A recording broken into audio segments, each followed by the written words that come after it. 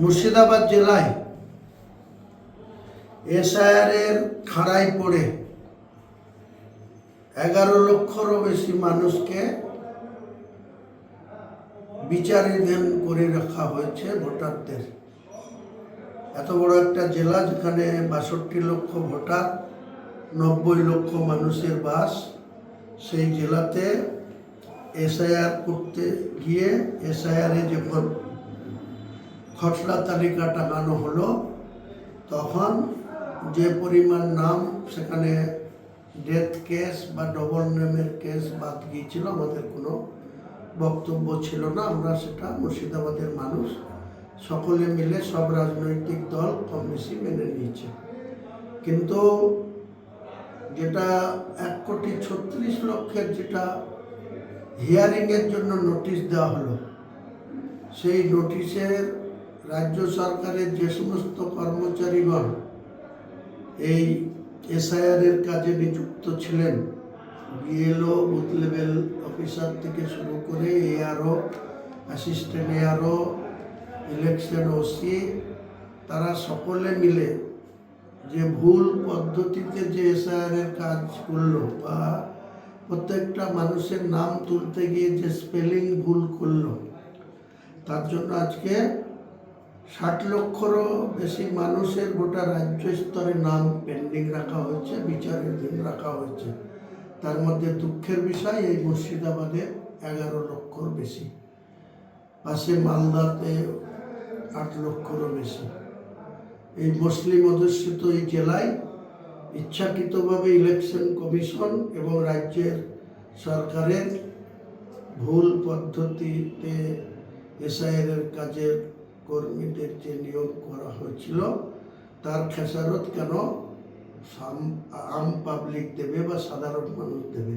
তাই আমরা মুর্শিদাবাদ জেলার এই 11 লক্ষ পেন্ডিং মানুষদের আবার নতুন করে যে লিস্ট পাবলিশড হয়েছে সেই লিস্টের সঙ্গে যাতে এই 11 লক্ষ মানুষেরও নাম সংযোজন করা হয় বা তালিকাভুক্ত করা হয়, তার দাবিতে আমরা আগামী বুধবার বেলা 2টোর সময় বহরমপুর টেক্সটাইল মোড়ে আমরা জমায়েত হব। টেক্সটাইল মোড়ে আমাদের রাস্তায় দাঁড়িয়ে কর্মসূচি পালন করব। ওখান থেকে 10 জনের প্রতিনিধি আমাদের দলের জেলা শাসকের কাছে যাবে, ভেতরে আমাদের দাবি সমূহ পেশ করবে, আমাদের মেমোরেন্ডাম জমা করবে। আমরা ততক্ষণ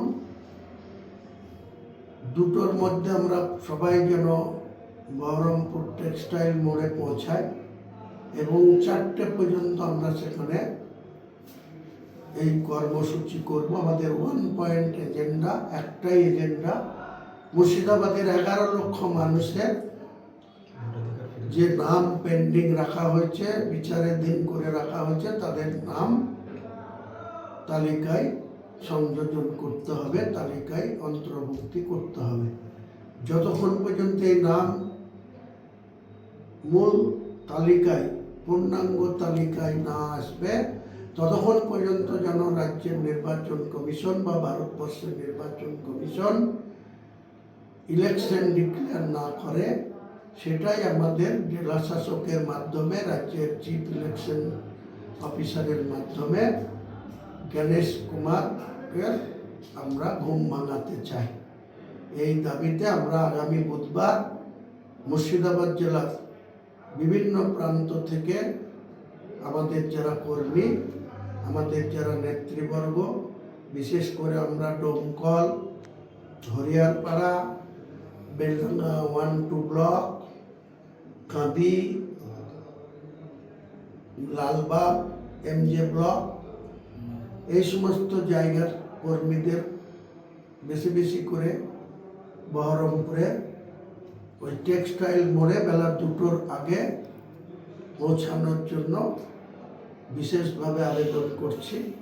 আমরা একটি রাজনৈতিক দল, আমাদের আশু কর্তব্য মুর্শিদাবাদ জেলার মানুষের সঙ্গে যে দ্বিমাতৃসুলভ আচরণ করা হচ্ছে, যেভাবে তাদের পরিবারের সদস্যদের টেনশন বা দুশ্চিন্তায় তারা রাত্রি যাপন করছে।